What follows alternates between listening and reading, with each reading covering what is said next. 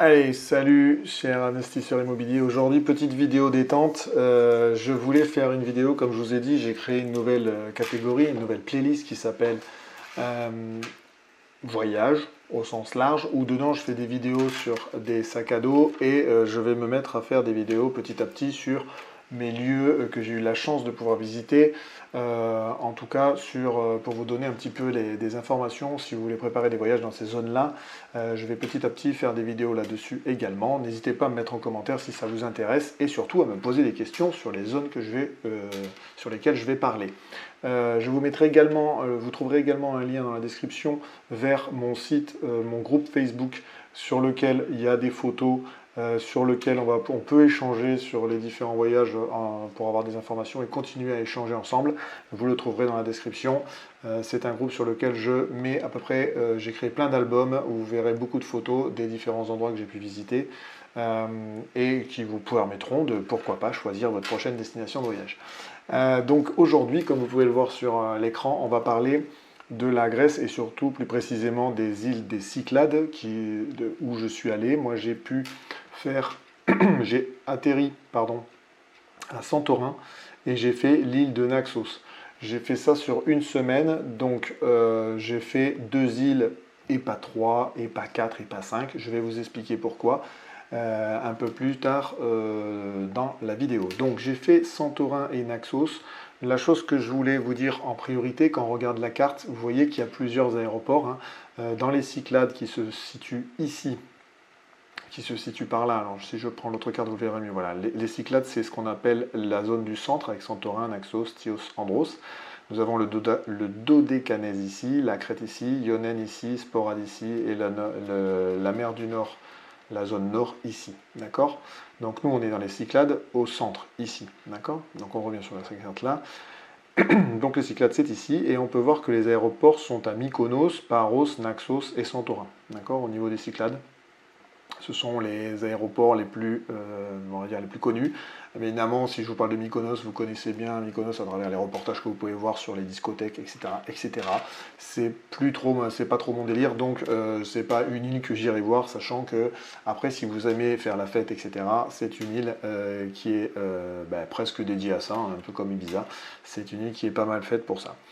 Donc moi j'ai fait Santorin et Naxos et je voulais tout de suite venir sur la première chose à regarder quand on veut organiser un voyage dans les îles grecques ou dans les îles des Cyclades, plus près pour mon cas. C'est deux choses à prendre en compte dès le départ. C'est l'aéroport sur lequel on va arriver dans la zone et les ferries. C'est pour ça que je vais un peu plus préciser là-dessus.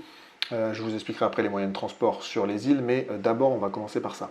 Pourquoi les aéroports? Tout simplement, et les ferries, parce que il faut regarder les deux pour pouvoir visualiser et commencer à planifier son circuit.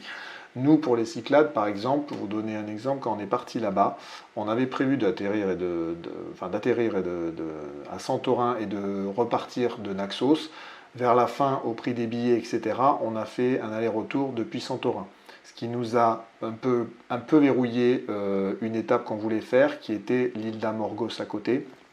L'île d'Amorgos que je vous conseille si vous avez aimé par exemple le film du Grand Bleu, c'est notamment là-bas où il y a eu beaucoup de décors, des scènes du film qui ont été tournées. Très joli, avec des décors, etc. Enfin, j'ai pas pu la visiter, mais en tout cas, moi j'y retournerai pour aller voir, pour faire un sorte de petit voyage thème le Grand Bleu. Bon, revenons à nos moutons.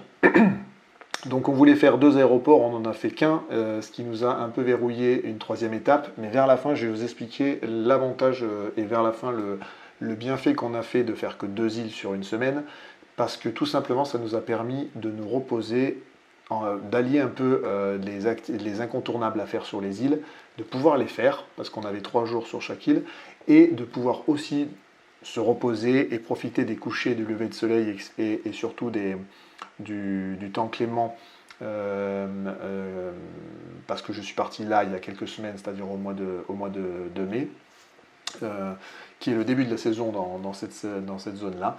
Et ça a permis un peu, comme on dit, de chiller et de profiter, de pouvoir faire les incontournables, donc des activités un peu plus sportives comme la rando, les randos, des belles randos, etc. dans les reliefs de ces îles. Ça me fait venir aussi à la période. Alors la période, la période de là, c'est un petit peu comme la Corse, comme le sud-est chez nous. Hein. Ça va de mai à septembre. Juillet, août, c'est plein. Je veux dire, la population est multipliée par 10 ou par 100, un peu comme la Corse. Donc à éviter si vous voulez pas être les uns sur les autres et surtout à éviter si vous voulez pas payer plein pot. Si vous n'avez pas d'enfants, il faut favoriser le début de saison, c'est-à-dire mai-juin et septembre, la fin de saison. Vous aurez le beau temps aussi et vous aurez beaucoup moins de monde parce que vous sortirez des vacances scolaires. Voilà. Ceux qui ont des enfants, dommage pour vous, comme à chaque fois, je peux vous en parler. On a droit à payer plein pot. Si on veut profiter de ces îles, bien évidemment. Après, au vu des balades, pour aller sur les enfants, je vous expliquerai après un petit peu plus la vie sur les îles. On revient donc, période de mai à septembre, avec sans enfants, favoriser début, fin de saison. Pour planifier votre circuit, comme je vous disais, regardez les aéroports où vous voulez atterrir, où vous voulez démarrer en fonction des vols, en fonction des compagnies. Il y a les compagnies grecques, il y a des compagnies low cost comme Transavia que nous avons pris, il y a British Airways qui prend aussi. Il y a plein de compagnies, donc en fonction de vos prix, vous savez, hein, du moment où vous prenez les billets, que vous commencez à planifier les choses, regardez votre circuit et du temps. Parce que je pense que pour faire les îles et pour arriver à faire les incontournables, minimum 2 nuits par île, c'est un minimum de passer 2 nuits par île pour pouvoir faire les incontournables. Ce que j'appelle les incontournables, vous le verrez si vous cliquez sur mon lien, c'est de faire des sites culturels un peu importants, des sites archéologiques, de faire des plages qui sont les spots de chaque île, etc. etc. D'accord ? Donc, nous, on était parti sur un vol aller-retour depuis Santorin et on a décidé de faire Santorin et ensuite on a fait par ferry Naxos aller-retour. Voilà, Naxos, Santorin. Ce qu'il faut comprendre, c'est que les ferries, c'est la deuxième chose à regarder si vous voulez planifier un circuit dans les Cyclades pour le coup, mais je pense que ça marche pour toutes les îles. Pourquoi ? Parce que en fonction des îles, vous avez plus ou moins de ferries, en fonction de la période aussi.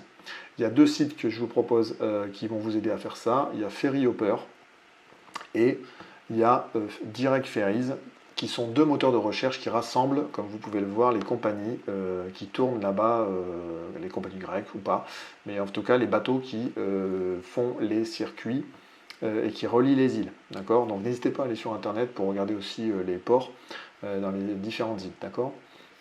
Donc, ça, c'était les 2 choses à faire. Regardez les aéroports. Les premières choses à faire, c'est regarder les aéroports sur lesquels vous voulez atterrir en fonction des îles qui vous intéressent. Et deuxième chose, regardez si vous voulez switcher d'île, si vous passez une semaine là-bas, dans la zone, que vous voulez changer d'île, regardez les ferries grâce aux 2 sites que je viens de vous donner. Donc maintenant, je vais rentrer dans les îles que j'ai fait, c'est-à-dire Santorin. Hop.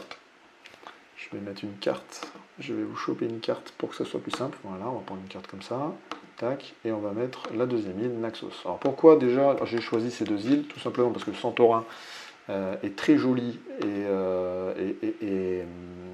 quand même assez connu au niveau, enfin on m'en a beaucoup parlé, en tout cas mes amis m'en ont beaucoup parlé, donc j'ai décidé d'y aller.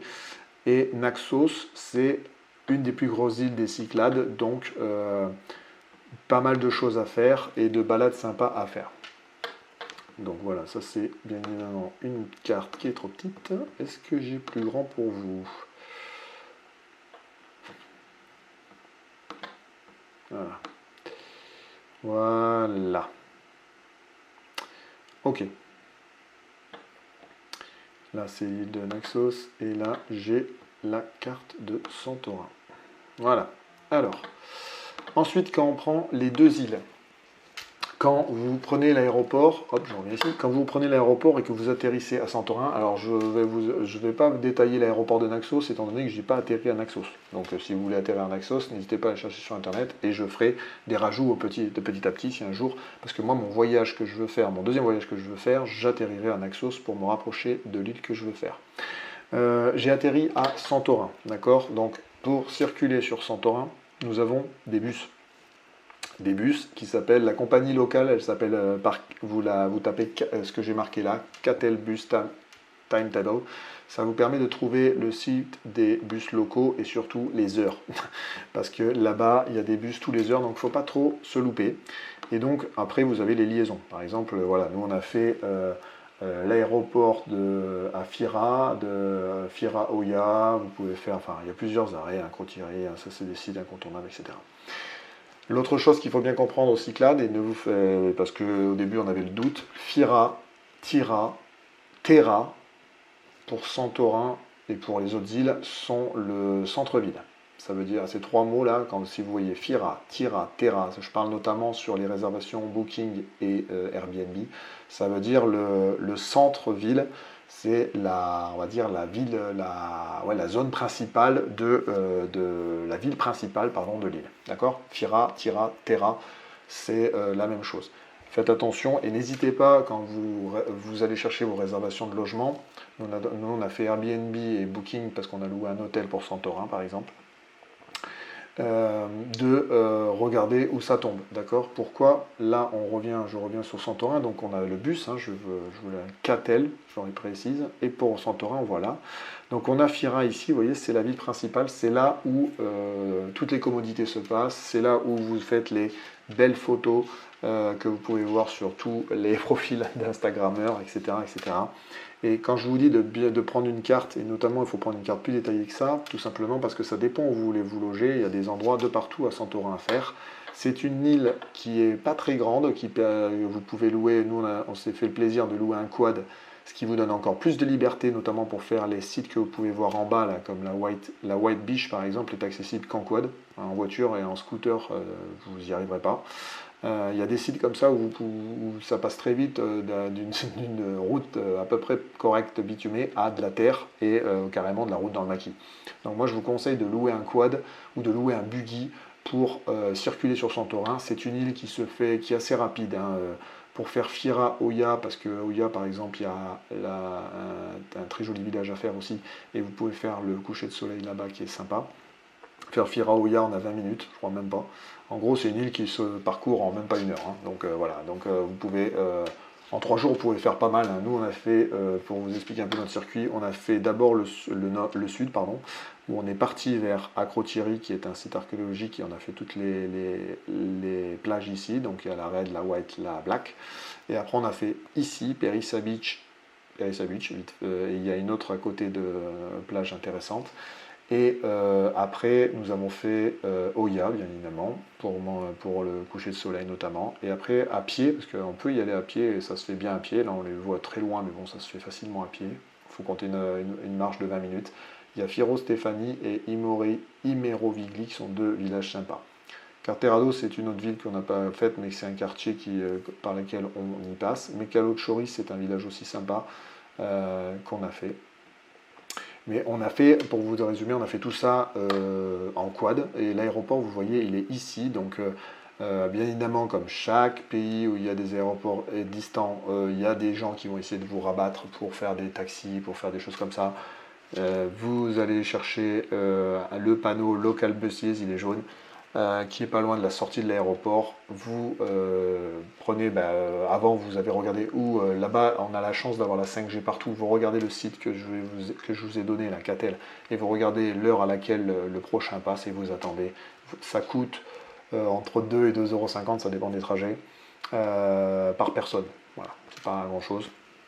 En parlant justement de monnaie, il y a beaucoup de choses qui fonctionnent encore avec du cash là-bas, bien évidemment, notamment les petits restos dans les villages pour manger local, les magasins de shopping, etc., le quad, les locations de véhicules, etc. Ils essaieront toujours de vous faire passer du cash. Moi, je vous conseille de mettre minimum 150 à 200 € de cash,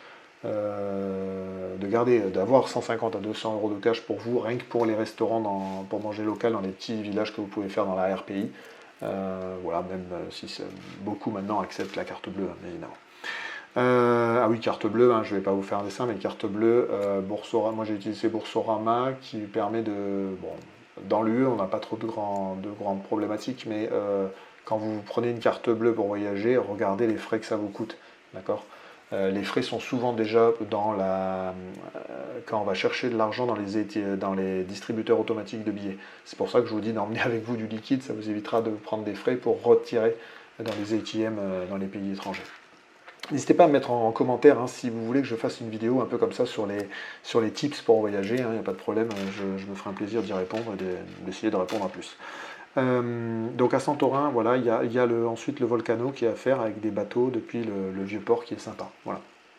Donc pour Santorin, voilà, petite île, à favoriser le quad ou le buggy.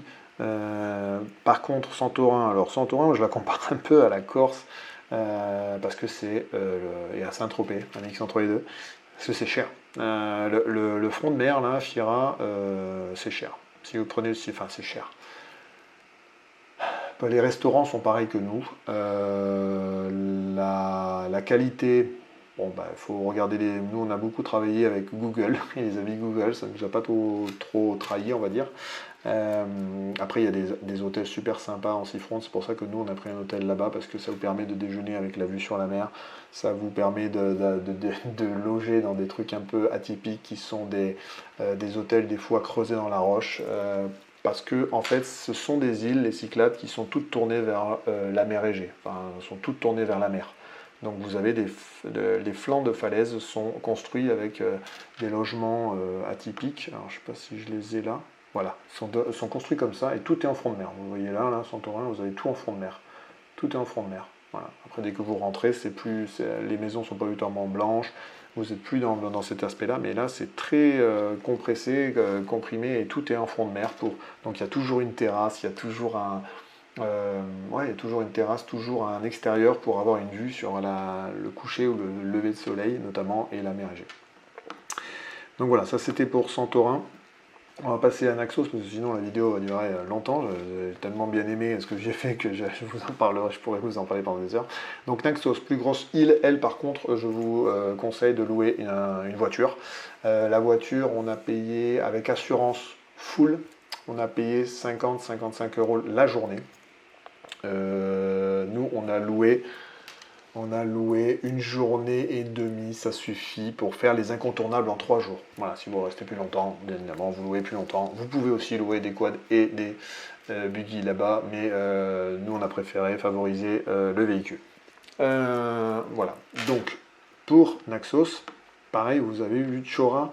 Chora, ça veut dire centre-ville à chaque fois, donc n'ayez pas peur, il est marqué sur toutes les îles, il est marqué Chora, c'est le centre-ville. Voilà, c'est le centre-ville, la ville principale oui, le centre de vie de l'île. Donc à Naxos, ce qu'il y a à faire dans les incontournables, si vous avez que 3 jours, nous on a réussi un petit peu à faire. Donc on est d'abord allé en intérieur, donc on a fait, là à Mélanès, il y a les statues du Kouros. Ce sont des statues d'Antiquité, voire plus, qui sont avec un côté d'un temple. Il y a le Philoti qui est très joli, il y a Aperantos qui est le village de marbre, un des plus vieux villages de l'île. Là, quand on parle de plage, Adjo Procopios est une jolie plage. Après, il y a à Naxos, vous avez le Mont Zeus qui est par ici, je crois. Tac, il est là. Mont Zeus qui est une belle randonnée à faire. Alors nous on a fait la randonnée pour arriver, vous avez le Mont Zeus où vous pouvez monter et un peu en dessous vous avez la cave de l'enfance de Zeus. Voilà, la légende veut que l'enfance de Zeus il a passé dans cette cave. C'est une randonnée qui est sympa, bien évidemment, si vous partez là-dessus, il faut l'équipement qui va avec. Pas l'équipement d'alpinisme, en tout cas l'équipement pour faire de la rando long. Voilà. C'est pour ça que nous on a pris des baskets, ça suffit amplement. Après pour faire des randonnées, hein, vous savez mieux que moi, les chaussures de marche des fois sont bien plus agréables pour de la longue randonnée parce que ça soit à Santorin ou ici, hein, on peut faire des randonnées qui peuvent durer 3-4 heures à pied, hein, sans problème. Hein. Il y a des circuits de randonnée magnifiques à faire. Voilà, nous on a décidé de faire plutôt le Mont Zeus depuis un peu plus haut que Philoti, là, on était monté un peu plus haut, donc on avait une randonnée qui nous faisait aller-retour 1 heure, voilà, 1 heure, et ça vous permet de monter ou au Mont Zeus ou en dessous à la cave de l'enfance de Zeus. Voilà, donc à Naxos, nous on avait loué un Airbnb à Chora, qui est pareil le centre où il y a toutes les commodités, toute la vie.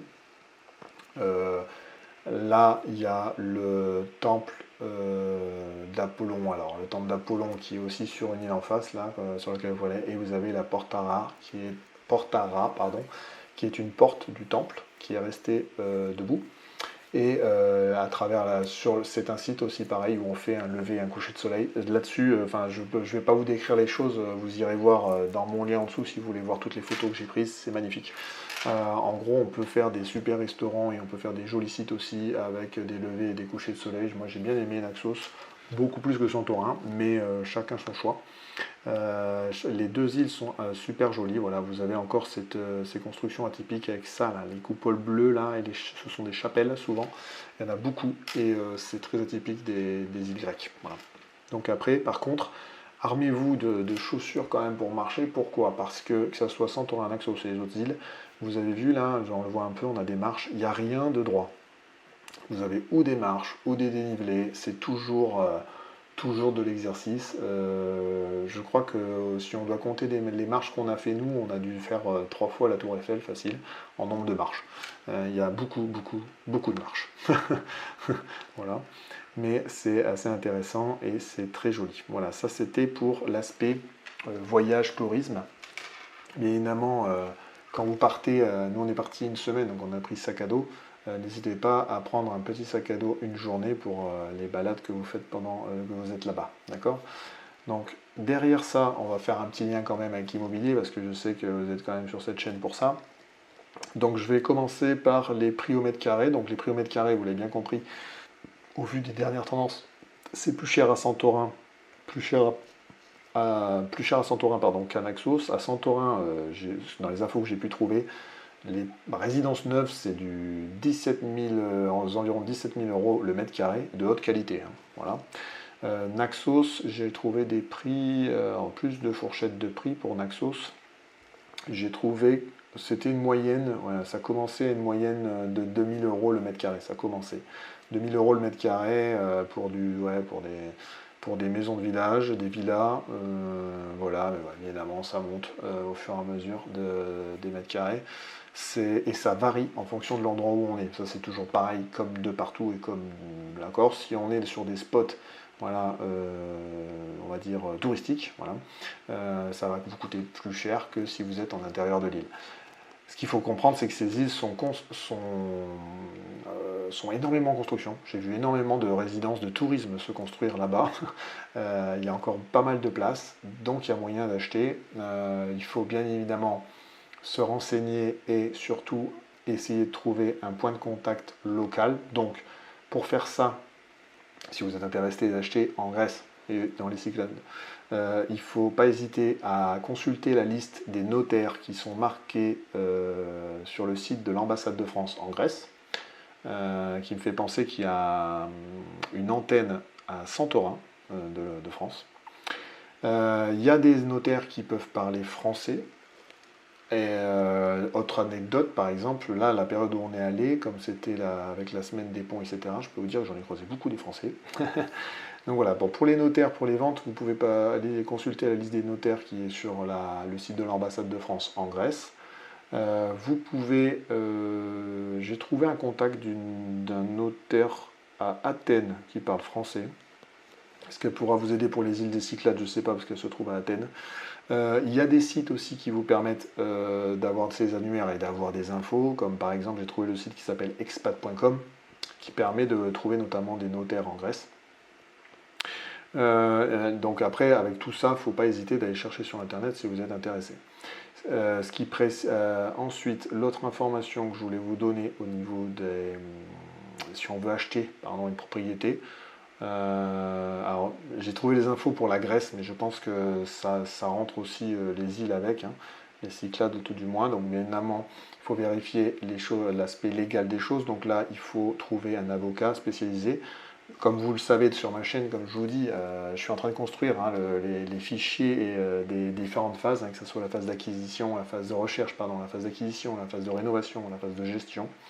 Dans chaque phase, voire dans plusieurs phases, vous allez devoir vous créer ce qu'on appelle une sorte de réseau de professionnels. Donc bon, il y a l'avocat, il y a le notaire, il y a les artisans, il y a l'agence immobilière, il y a la conciergerie si on fait de la SCD, vous voyez, enfin ce que j'appelle le réseau de professionnels. Mais là, dans le cas d'acheter de l'immobilier là-bas, il y a l'avocat spécialisé et les notaires de là-bas. D'accord? Ça en fait partie. Vous avez un numéro d'immatriculation fiscale à obtenir au niveau de la Grèce. Donc le système fiscal, je crois, qui s'appelle Taxinet, comme des taxis au pluriel, net, N-E-T. Il est recommandé apparemment d'ouvrir un compte bancaire là-bas pour les transactions. Il y a bien sûr des taxes de transfert de propriété et autres frais légaux, mais ça c'est comme les frais notariés chez nous, il y a toujours des taxes. Et après, quand on a acheté la maison et qu'on est content, on doit l'enregistrer au niveau du registre foncier grec pour finaliser l'achat. Voilà les étapes, on va dire, un peu atypiques. Les autres, je ne vais pas vous les dire parce que ce sont les mêmes qu'en France. Hein. Il y a trouver sa propriété, il y a l'aspect de vérifier quand même les informations. Donc là, dans ce cas-là, on fait appel aux avocats et aux notaires spécialisés là-bas, on fait appel aux agences immobilières de là-bas, on trouve des professionnels qui parlent français, pourquoi pas si on ne sait pas parler anglais, etc., etc. Et après, pour l'acquisition, toujours la même chose, contrat préliminaire, acte de vente, et on va dire finalisation de l'acte de vente devant un notaire. Voilà. Ça c'est comme en France. Donc voilà les infos que j'ai pu trouver sur l'immobilier. Je ne vais pas rentrer plus dedans tout simplement parce que moi je ne compte pas acheter de propriétés là-bas, même si je vous dis le marché est en plein boom. J'ai vu énormément de chantiers de résidence de tourisme. C'est-à-dire que je pense que si on tape sur internet acheter, on va le faire devant vous en direct, acheter une résidence secondaire aux Cyclades, qui sont les îles dans lesquelles je suis allé.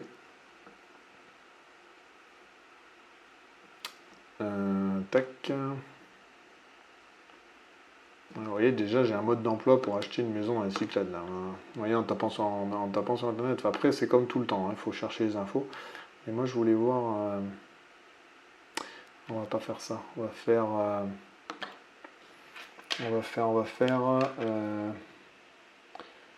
Projet immobilier Cyclades en cours. On va faire ça. Hein.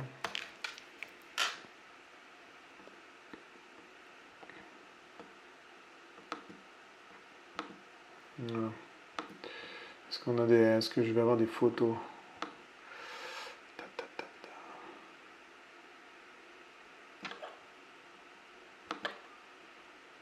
Est-ce que j'ai trouvé des photos?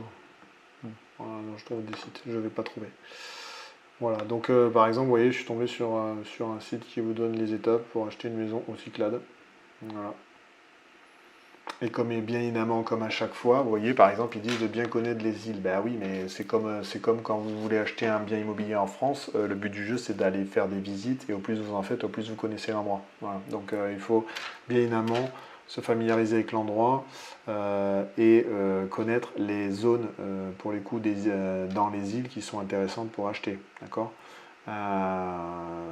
Il y a l'intérieur des îles, par exemple, je peux vous dire, ça va être compliqué de le louer en tourisme parce que ça demande un moyen de locomotion déjà, parce que des fois les villages ne sont pas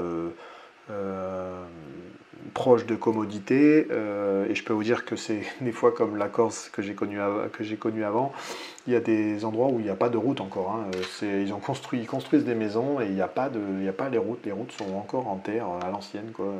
Creusé par terre comme ça, juste pour le passage des véhicules et des camions. Donc voilà, c'était la petite vidéo sur les Cyclades. Je le répète pour finir cette vidéo, n'hésitez pas à cliquer sur le lien en dessous pour rentrer dans mon groupe et pour discuter voyage avec moi, pour voir les photos bien évidemment des deux îles qui sont Santorin et Naxos que j'ai pu faire, que j'ai eu la chance de faire. Et n'hésitez pas à me poser des questions en commentaire de la vidéo, je me ferai un plaisir d'y répondre. Sur ce, je vous dis merci de me suivre toujours aussi nombreux. Merci de faire ces retours parce que ça me donne encore plus les motivations de vous faire d'autres vidéos. Et n'hésitez pas à me dire si ces vidéos vous plaisent, j'en ferai d'autres sur les différents voyages que je vais pouvoir faire et que j'ai la chance de pouvoir faire. En tout cas, cette playlist, moi, c'est on va l'appeler ma petite liste détente et je suis bien content de la partager avec vous. Sur ce, je vous remercie encore et je vous dis à une prochaine vidéo. Ciao, ciao!